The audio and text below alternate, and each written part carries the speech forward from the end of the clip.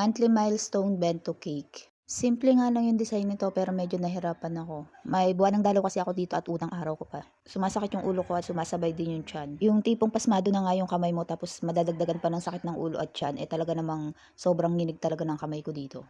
Kaya sa cake na to, inabot yata ako ng 1 oras mahigit bago ko siya natapos. So ayun nga, kapag nagdodrawing ako sa mga cake, gumagamit muna ako ng toothpick or barbecue stick para may guide.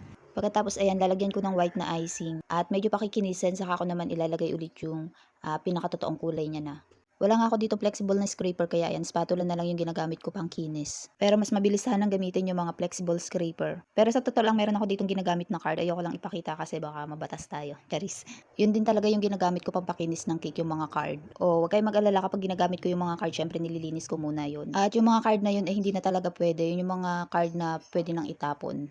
Bakit nga ba nilalagyan ng color white na icing bago yung totoong kulay ng pinaka-drawing ng cake? Nagbi-bleed po kasi siya, yung parang nagkakaroon ng shadow. So kapag ganyan, kapag nilalagyan ng color white, siya muna yung mag-absorb ng dark na color. So hindi siya madadirect dun sa pinaka-base. Lalo na kapag yung gamit yung icing is super labnaw, mas ang bilis niya talagang mag-bleed. At isa pa, kapag nagdo-drawing ako sa mga ganitong cake, nilalagay ko muna siya sa chiller at least mga 30 to 1 hour. Or hanggang sa mag-set muna yung pinaka-cake bago ko simulan mag-drawing.